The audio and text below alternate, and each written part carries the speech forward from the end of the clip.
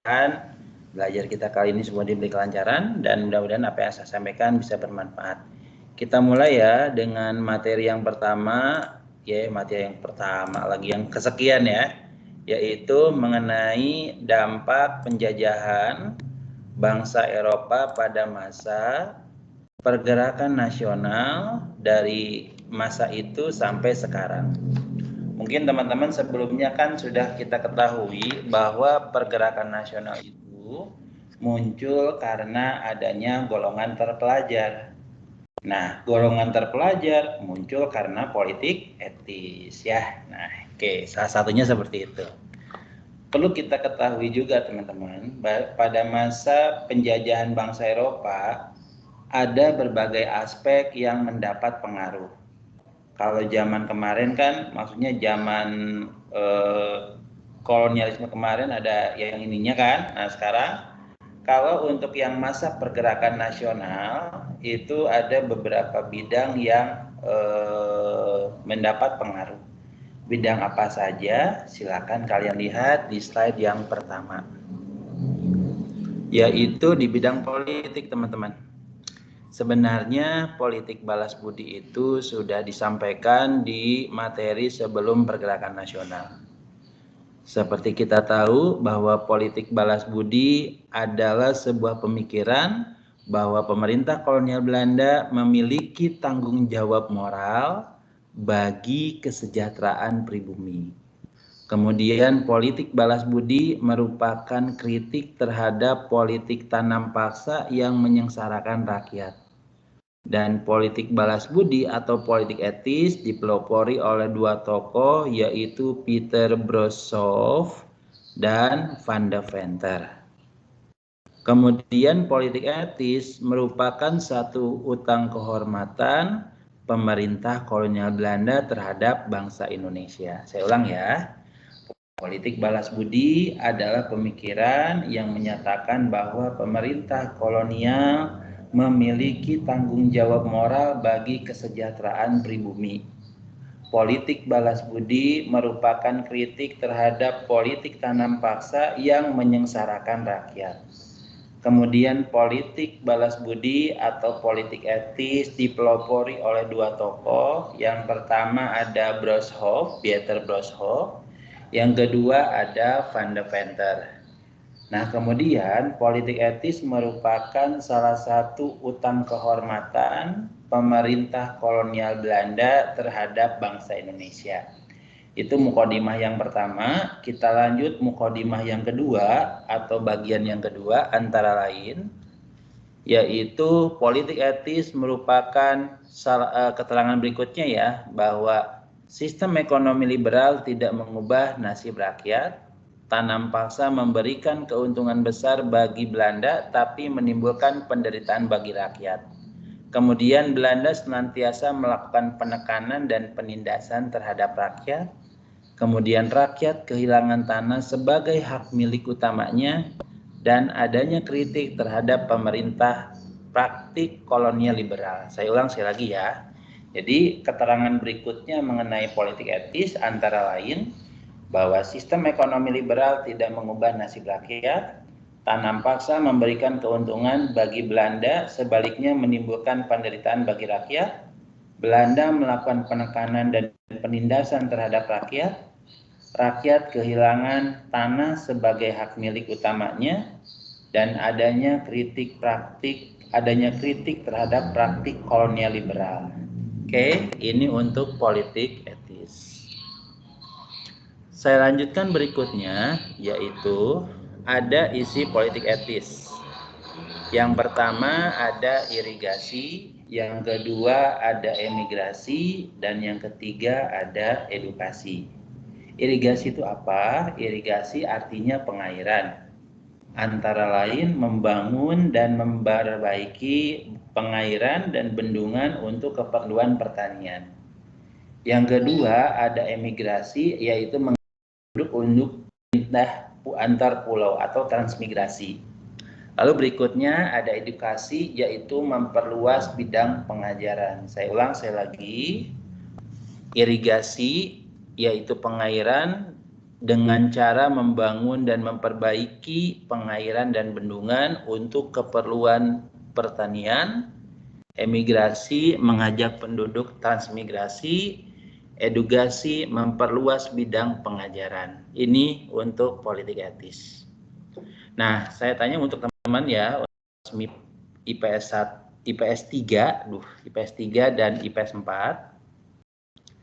Menurut kalian pelaksanaan politik etis itu berhasil apa gagal?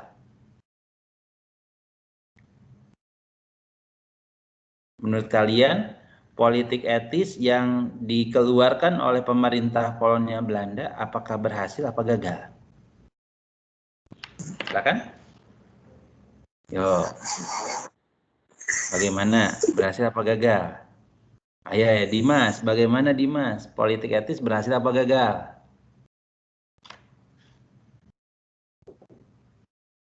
Ayo, yang lain? Coba. Saya mau nyoba dulu ah. Agustin. Nah, Agustin standby. Agustin, menurut kamu politik etis itu berhasil apa gagal? Ya, Agustin, berhasil apa gagal?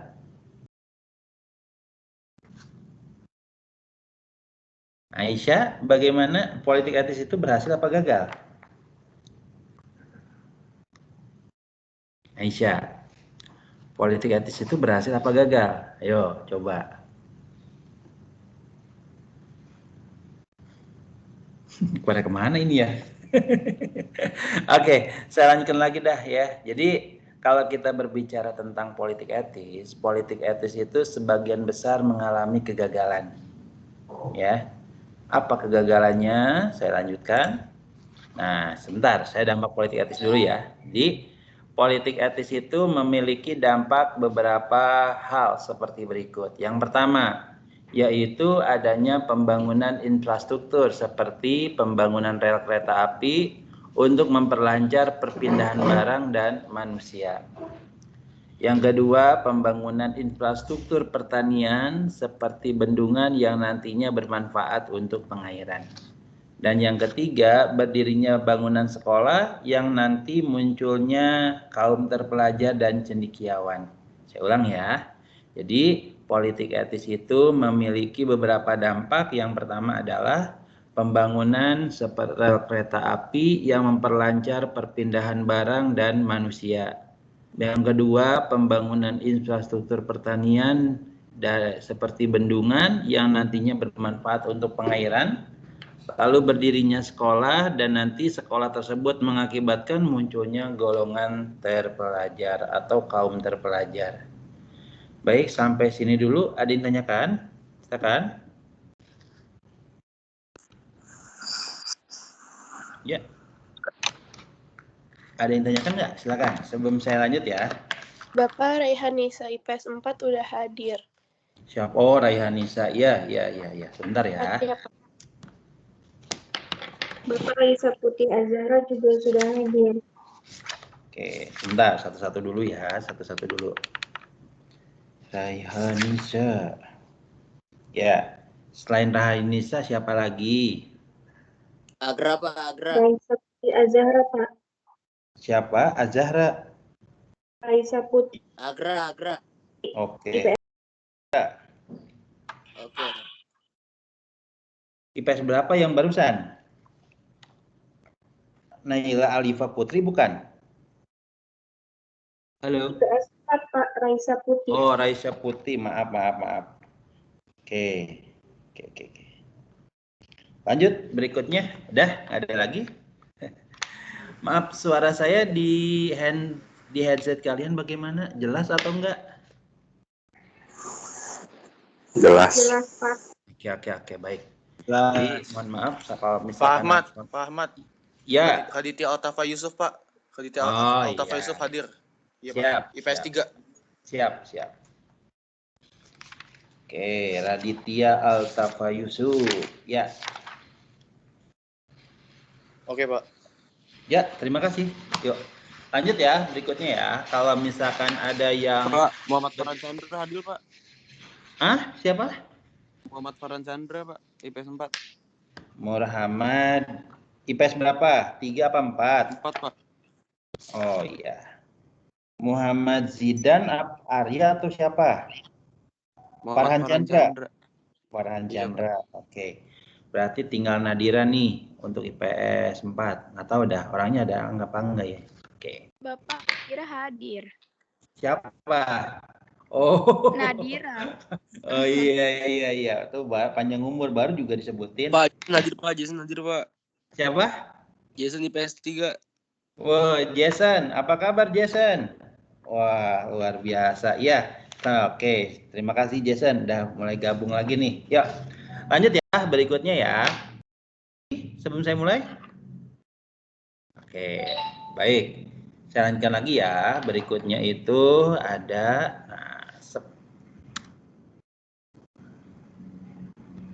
berikutnya yang nomor 6, ternyata politik etis itu mengalami kegagalan. Nah, yang pertama kegagalan antara lain, nah kegagalannya apa aja? Bentar. Yang pertama adalah di mana sistem ekonomi liberal hanya memberikan keuntungan bagi Belanda saja. Itu yang pertama. Yang kedua, sedikit penduduk pribumi yang memperoleh keuntungan dan kedudukan yang baik. Kemudian yang ketiga, pegawai negeri golongan pribumi hanya dijadikan alat untuk mendapatkan tenaga kerja terdidik dan murah. Tapi dominasi Belanda masih tetap besar. Jadi saya ulang sekali lagi, untuk penerapan politik etis ini sayang sekali, memang rencananya bagus, tapi mengalami kegagalan juga. Kegagalannya ada 3 faktor. Yang pertama, sistem ekonomi liberal hanya menguntungkan Belanda saja. Yang kedua, penduduk pribumi hanya memperoleh keuntungan dan kedudukan yang sedikit, ya. Kemudian yang ketiga, pegawai negeri dari golongan pribumi hanya dijadikan alat untuk mendapatkan tenaga kerja yang terdidik, tapi dominasi Belanda masih sangat besar. Oke, saya lanjutkan lagi ya. Nah, di bidang ekonomi. Jangan dilihatin yang ham-hamnya ya. Jadi di bidang ekonomi itu kebijakan ekonomi tidak hanya berdampak negatif tapi memiliki dampak positif juga.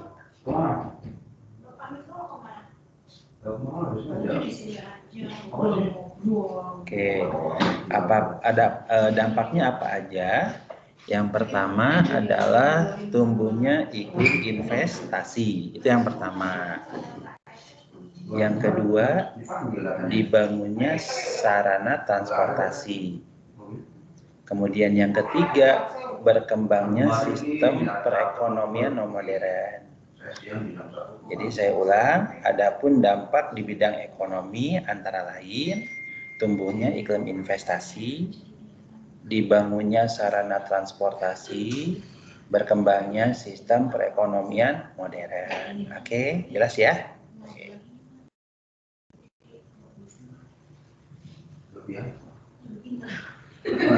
Oke, baik. Kita mulai ya teman-teman ya untuk tumbuhnya iklim investasi.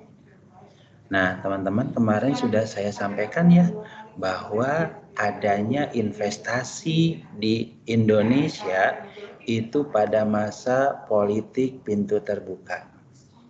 Masih ingat ya yang saya sampaikan ya, bahwa politik pintu terbuka itu adalah keadaan di mana Indonesia dijadikan lahan investasi perkebunan.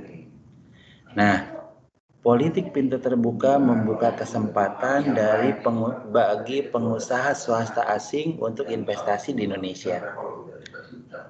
Investasi sebagian besar berada di bidang perkebunan, teman-teman. Antara lain perkebunan karet, perkebunan tembakau, kina, kopra, dan kelapa sawit. Ya, saya ulang sekali lagi. Ya, jadi tumbuhnya investasi dimulai pada masa politik pintu terbuka.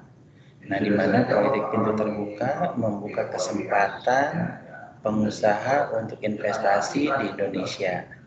investasi umumnya di bidang perkebunan, yaitu perkebunan karet, tembakau, kina, kopra, dan kelapa sawit. Itu yang pertama ya, tumbuhnya iklim investasi. Berikutnya ada dibangun sarana transportasi.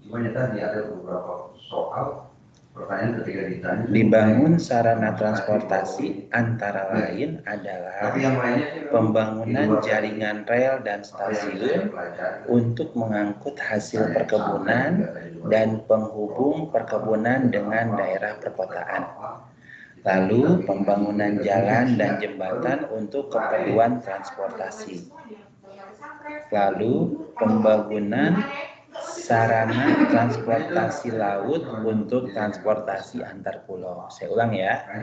Yang pertama yaitu untuk dibangunnya sarana transportasi, yaitu pembangunan jaringan rel dan stasiun kereta api untuk mengangkut hasil perkebunan dan penghubung perkebunan besar dengan daerah perkotaan. Itu yang pertama. Yang kedua, pembangunan jalan dan jembatan untuk keperluan transportasi. Dan yang ketiga, pembangunan sarana transportasi laut untuk transportasi antar pulau. Sampai di sini, teman-teman, IPS 3 dan IPS 4, ada yang tanyakan? Cukup, Pak. Oke, aman ya? Good job. Saya lanjut berikutnya.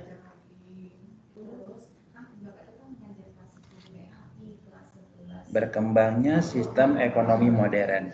Nah, teman-teman, kalau kita berbicara sistem ekonomi modern, ini namanya ekonomi liberal, teman-teman. Jadi dengan adanya kolonialisme itu mengubah sistem ekonomi tradisional menjadi sistem ekonomi modern. Nah, sistem yang dimaksud adalah apa? Sistem ekonomi liberal. Dengan adanya sistem ekonomi liberal, mengubah orientasi pemikiran masyarakat di bidang ekonomi yang semula memenuhi kebutuhan sendiri menjadi ekonomi pasar. Ya, saya ulang ya, untuk berkembangnya sistem ekonomi modern, yang pertama adalah dengan adanya kolonialisme mengubah sistem ekonomi tradisional menjadi modern. Yang kedua, sistem yang dimaksud adalah sistem ekonomi liberal. Dan yang ketiga, adanya sistem ekonomi liberal ini mengubah orientasi pola pikir masyarakat di bidang ekonomi yang semula orientasinya adalah memenuhi kebutuhan sendiri menjadi ekonomi pasar. Ya, oke. Berkembangnya sistem modern sudah saya sampaikan. Kita lanjut berikutnya yaitu untuk bidang pendidikan.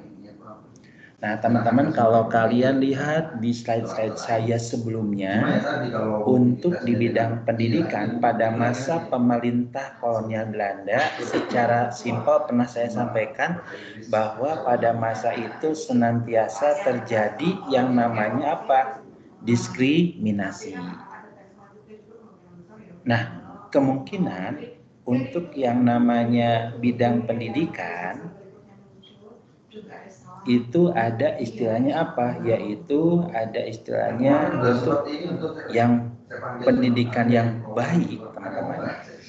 Kalau pendidikan yang baik itu biasanya didapatkan bagi anak-anak sekolah yang umumnya terlahir dari golongan kelas atas dan memiliki channel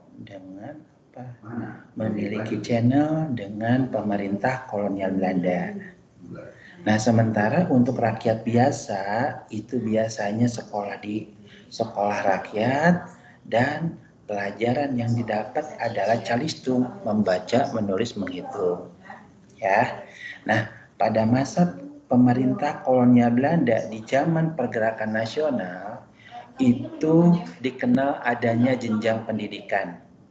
ada 3 jenjang pendidikan antara lain. Yang pertama adalah yaitu pendidikan dasar. Sebagai contoh, sekolah rendah Eropa. Yang kedua adalah sekolah kelas 2. Kemudian pendidikan menengah, ya. Pendidikan menengah apa aja? Yang pertama adalah ada sekolah tingkat lanjutan. Yang kedua adalah setara dengan SMP.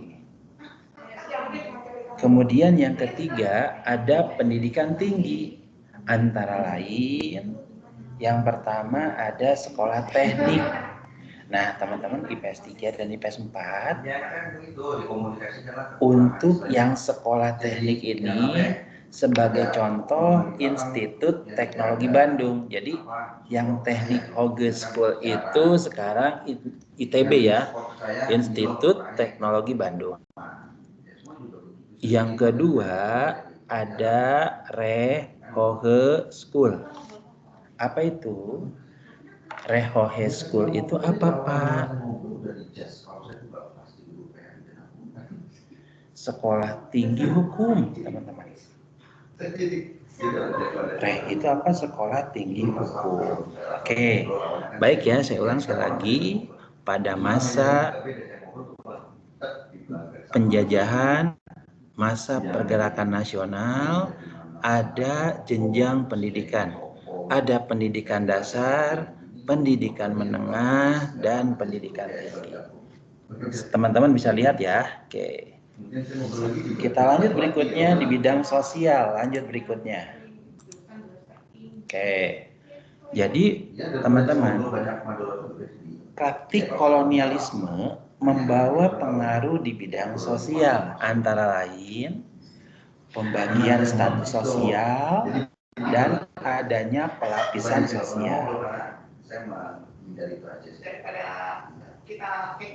Pembagian status sosial dan adanya pelapisan sosial. Oke.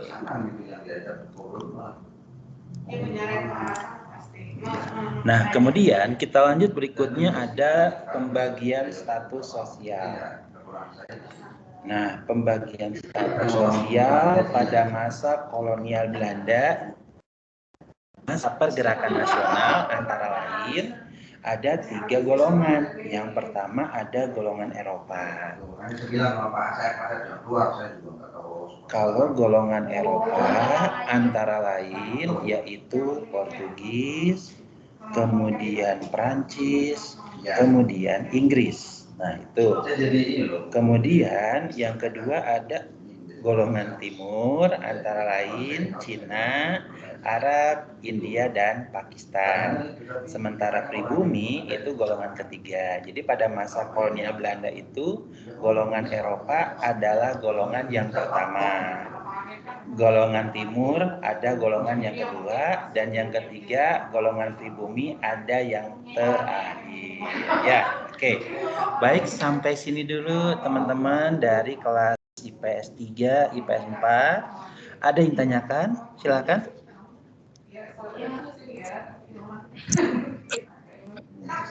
Ya, nah perlu kalian ketahui ya teman-teman ya. Maaf, saya agak tambahkan juga, Pak. Saya pernah dengar ketika nanti zaman Jepang, apakah benar nanti golongan pribumi naik kelas? Ini yang kemarin ya, maaf yang akan datang. Jadi gini, sedikit nyinggung tentang Jepang, karena nanti di semester 2 kalian akan belajar tentang zaman Jepang juga, bahwa zaman Jepang nanti golongan Eropa yang semula ada di golongan pertama itu turun di golongan ketiga. Nah, kemudian golongan timur asing naik ke peringkat, dan golongan pribumi itu naik ke peringkat kedua. Dan golongan Eropa masuk di peringkat ketiga. Tuh, itu nanti ya, teman-teman ya. Oke, terakhir ya.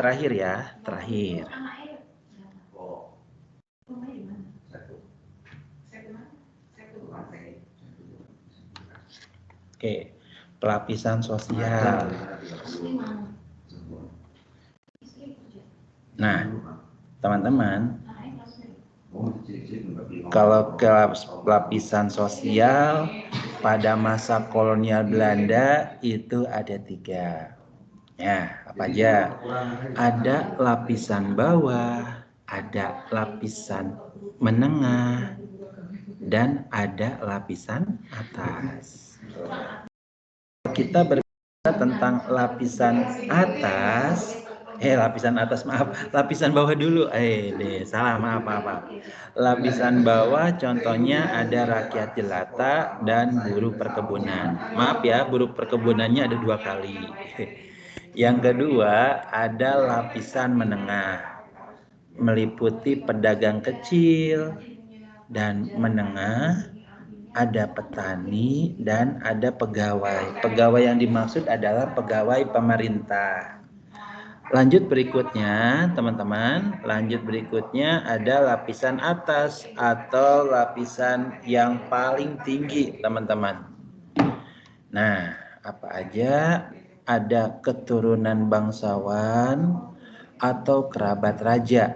Lalu berikutnya ada elit ya, ada elit darah. Ya, jadi darah biru lah dalam bahasa kita ya, teman-teman ya. Sekali lagi ya, saya ulang ya. Jadi pelapisan sosial yang muncul pada masa kolonial Belanda adalah ada 3, lapisan bawah, rakyat jelata, buruh perkebunan. Lapisan menengah, pedagang kecil dan menengah, petani dan pegawai. Lanjut berikutnya, lapisan atas yaitu keturunan atau bangsawan serta kerabat raja yang dikenal dengan elit darah biru ya. Tambahkan tuh nanti elit darah biru. Oke.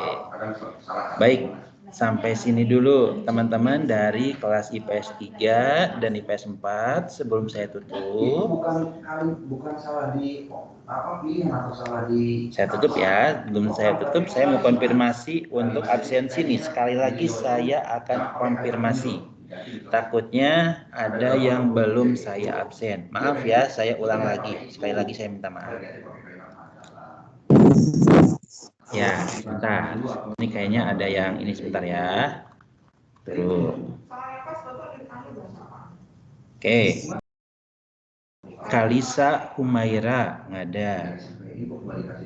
Kalista Fahira Amin nggak ada. Cynthia Amelia. Maaf teman-teman dari IPS 3. Maaf sekali ya untuk ketua kelasnya. Ada kabar nggak mengenai Cynthia Amelia? Dan didik-didiknya juga ada depan. Saya ikuti Apa? Tadi sebelum pelajaran Bapak masuk. Oh, siapa? Cynthia. Ada. Mana? Gak pernah masuk. Oke, saya lanjut lagi ya. Cynthia nggak ada. Syafina. Ben, Syafina ada nggak Ben tadi Ben? Saya nggak perhatiin Pak tadi Pak. Wah, siapa yang merhatiin ya? Tadi teman-teman, Syafina ada nggak? Tadi nongol nggak ya? Coba. Ada nggak tadi nih? Jadi tinggal sembuhin aja, tapi poin jawabannya ada di situ, poin jawabannya. Wah, kagak nongol nih. Oke, baik. Nggak tahu nih Syafina ya, maaf. Nah, saya dikonfirmasi lagi ya. Oke. Tapi bahwa itu ada tadi pilihannya ada apa gitu kan? Nah, IPS 4.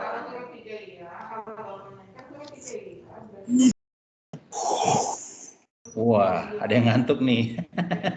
Oke, Arsyan Bayu, ada nggak Arsyan Bayu? Arsyan kagak ada, lewat lagi. Oke, kemudian Dimas Ajirafi. Oh, kan ada. Fadil Nanda. Oh, Fadil Nanda nggak ada. Oke. Hadir Pak. Ya, Malika. Malika, Malika ada tuh. Iya, Pak. Ya, udah. Oke. Lalu makanya saya kadang-kadang kalau saya tidur dengan buku PAI dengan buku Al-Quran, meskipun saya kurang. Muhammad Zidan juga nggak ada. Arya Pradipta sakit tadi ya. Kemudian Zidane sakit, Pak. Zidane yang sakit. Oh, Iya. Zidane. Aduh. Terima kasih.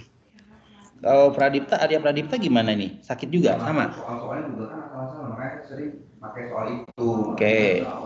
Kemudian Raisa Putih tadi ada ya, kalau nggak salah ya. Iya udah ada. Oke. Baik, itu aja ya teman-teman dari kelas IPS 3, IPS 4, Akhirul Kalam. Saya mohon maaf kalau misalkan ada kekurangan. Mohon maaf kalau misalkan tadi ada terlalu cepat dan materi yang mungkin menurut kalian terlalu cepat. Saya mohon maaf sebesar-besarnya. Besar harapan saya mudah-mudahan nanti ketika kalian ujian akhir sekolah, ujian akhir semester, ya maaf, itu nanti kalian diberi kemudahan dalam mengerjakannya dan nilainya maksimal. Baik, begitu saja saya sampaikan.